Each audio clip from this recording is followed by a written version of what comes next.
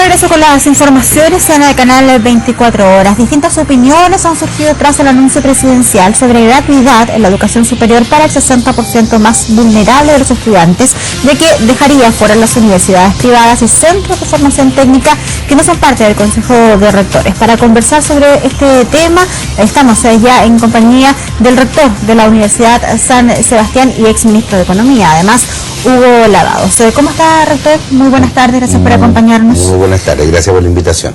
Preguntarle primero que todo, en un marco general, ¿qué le pareció este 21 de mayo, este discurso presidencial? Alcanzamos a conversar brevemente fuera de cámara, que más allá de una cuenta pública, hay quienes han criticado la falta de anuncios. ¿Usted comparte aquello? Se lo pregunto en su calidad de exministro, además. Sí, no se entiende, no necesariamente falta de anuncio. Yo creo que lo que faltó quizás es un enfoque más general y con planteamiento a su vez más específico respecto a los temas de la crisis política y algunos sectores que en mi opinión se nota bastante en falta. Yo creo que una mirada global sobre lo que está pasando en educación preescolar y lo que es la parte técnico-profesional de la educación media. Yo creo que ahí hay un tema mayor, un tema súper importante y que no ha sido abordado hasta el momento. Y en segundo lugar, creo que el tema de salud, sobre todo por razones demográficas, es decir, el incremento ya de personas de tercera, hoy día hablamos de la cuarta edad, es imparable y eso significa una presión sobre el sector salud enorme. Y además de señalar que están atrasadas la construcción de hospitales, yo creo que ahí hay un tema que debería haberse abordado en mayor profundidad. Se quedó al debe en esa materia. Sí.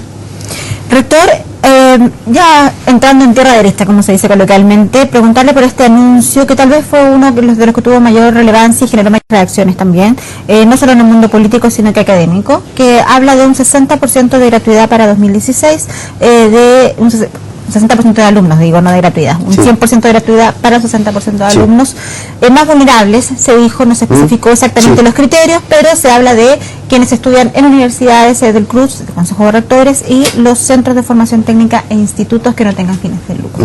Usted ha dicho que eso es una medida discriminatoria.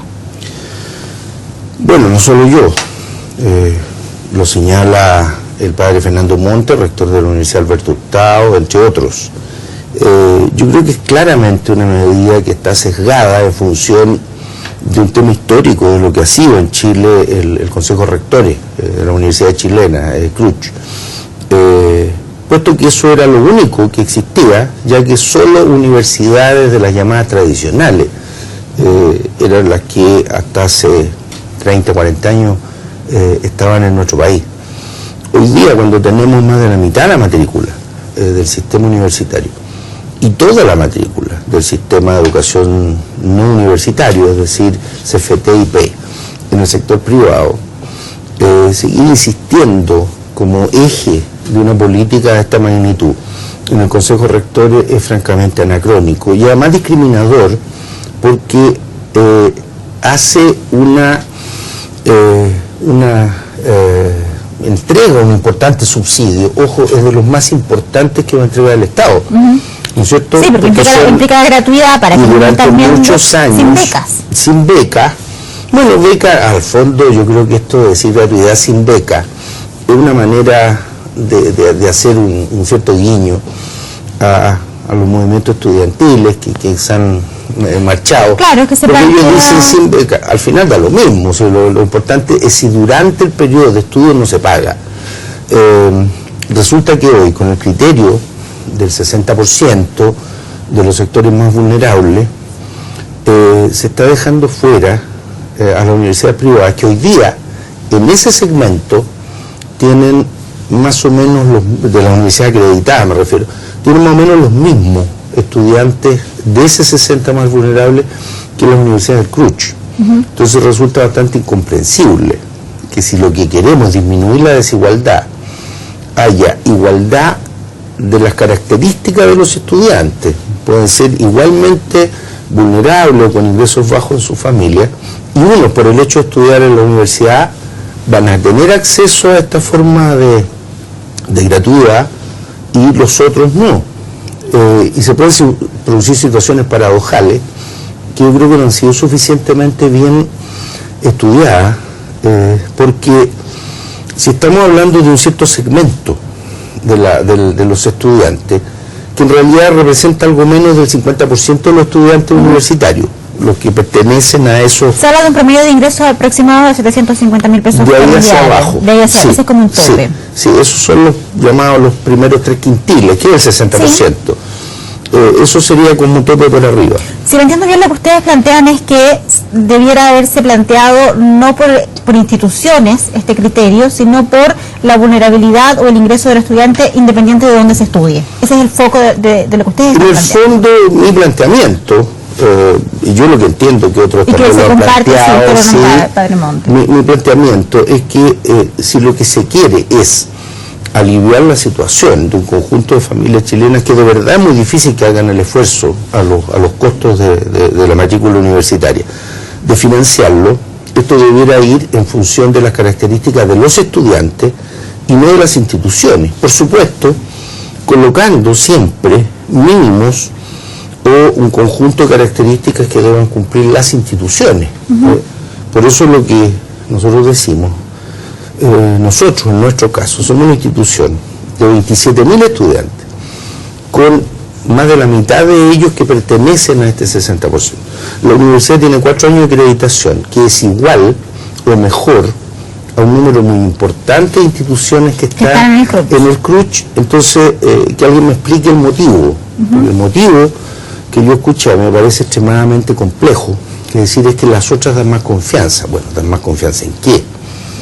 Y se pueden producir, insisto, por una práctica que no vaya a ser suficientemente estudiada, un problema relativamente complejo. Por ejemplo, una familia tiene un hijo en una carrera en Puerto Montt, en la Universidad Los Lagos. Otro hijo quiere estudiar medicina. La única universidad que en este momento en la región de Los Lagos, concretamente en Puerto Montt, tiene la carrera de medicina es la Universidad de San Sebastián. En la misma familia, con las mismas características de vulnerabilidad, un hijo va a poder estudiar gratis y el otro no. Es el primer problema. Segundo, si no se hace bien, y a juzgar por el anuncio va a ser 60% y todo gratis, siempre en esto hay que poner puntos de corte, es decir, hasta tal número de estudiantes. Y por supuesto se va a producir una inequidad gigantesca con quien esté justo en el borde. Eso ya se ha visto en otro tipo de subsidios, y no de este monto, de esta magnitud, y que duran tanto tiempo.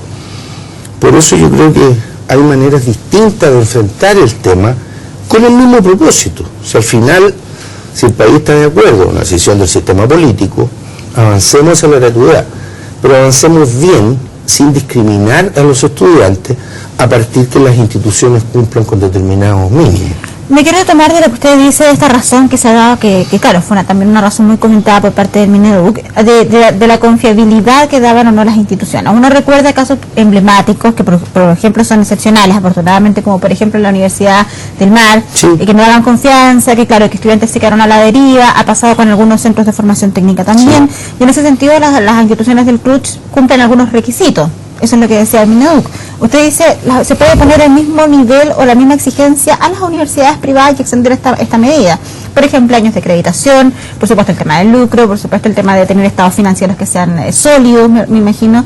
Eso está en la mesa, se puede debatir. De hecho, no solo está en la mesa, hoy día está siendo supervisado.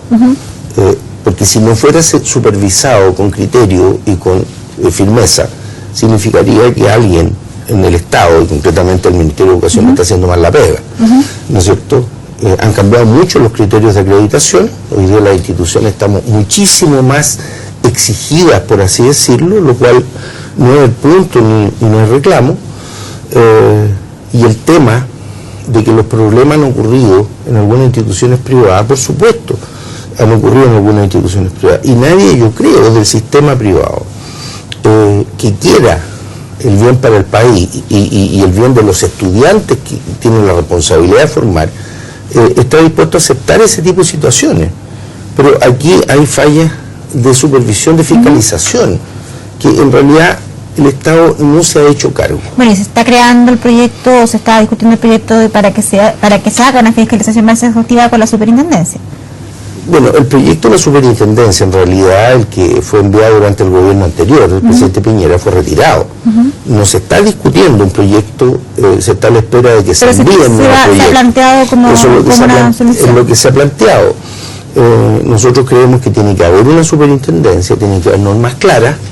El tema de la supervisión del Estado, por otra razón, ¿no es cierto? Creo que yo lo entiendo bien. Yo fui superintendente de Valores y Seguros hace varios años. Y ahí lo que exige, más que un conjunto de regulaciones extremadamente complejas, lo que exige son regulaciones claras, no demasiadas, y una fiscalización muy buena. Y casi siempre donde estamos fallando es la fiscalización. Ahora, es cierto que han fallado instituciones, y es muy lamentable, y yo creo que el Estado tampoco ha resuelto bien los problemas. Yo creo que generalizarlo hoy día es un problema y significaría que el propio Estado está haciendo mal su trabajo, insisto. Y por otra parte, el desarrollo de las universidades del Consejo Rector, y concretamente de universidades estatales, tampoco está ausente de problemas. Fue una universidad del Estado la que tenía un título de perito forense, porque yo creo que el Estado tampoco ha tenido supervisión sobre sus propias universidades. Sé que el problema es más general que simplemente decir y acusar con el dedo a algunas instituciones privadas. Yo creo que ha faltado supervisión sobre todas. En ese entendido, iba a apuntar ahí también han habido universidades del CRUZ que han tenido problemas.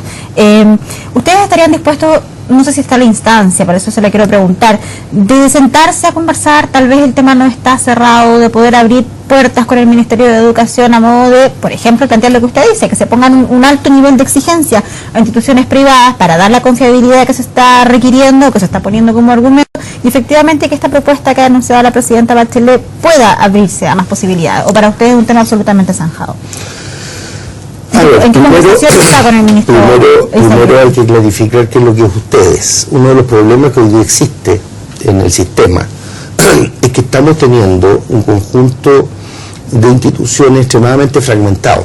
Al interior del Consejo Rector existen universidades estatales y las universidades no estatales, que son distintas, incluso han formado subgrupos. Hay universidades regionales y las no regionales. Y dentro de las universidades privadas también existen distintas visiones. Ya hay algunas universidades que derechamente da la impresión que están intentando seguir el camino de no ingresar a un mecanismo de gratuidad, irse por su cuenta y seguir siendo financiada esencialmente por aranceles de los estudiantes. Mantenerse de forma privada. Pero en ese caso sería enteramente aranceles pagados por los estudiantes, porque no habría ni crédito con un aval del Estado ni becas. Exacto, eso cambia con el nuevo modelo. Y eso yo creo que es peligroso, porque esas universidades en algunos casos, y eso se ha visto en otros países, en Argentina, en Colombia, por ejemplo, que termina habiendo un par de instituciones que son extremadamente elitistas y que terminan formando a los grupos dirigentes, sobre todo de las empresas más grandes.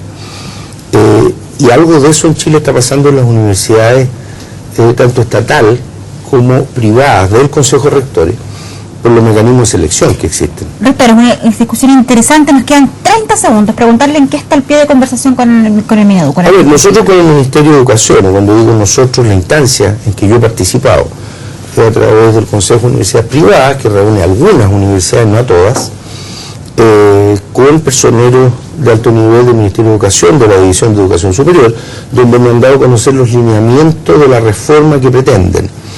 En realidad no se ha producido instancia de verdadero debate. Hemos escuchado, hemos hecho algunas preguntas. Este tema estaba pendiente. Yo creo que fue bastante sorpresivo el anuncio que se hizo el 21 de mayo. Y insisto, lo que me estás diciendo, creo que sería extremadamente bueno que uno pudiera conversar y dialogar. Ahora, uno de los temores que creo fundamentalmente uno lo voy a interrumpir brevemente. Cerramos la entrevista al regreso del boletín informativo. ¿Le parece? Perfecto. Vamos a una pausa y regresamos.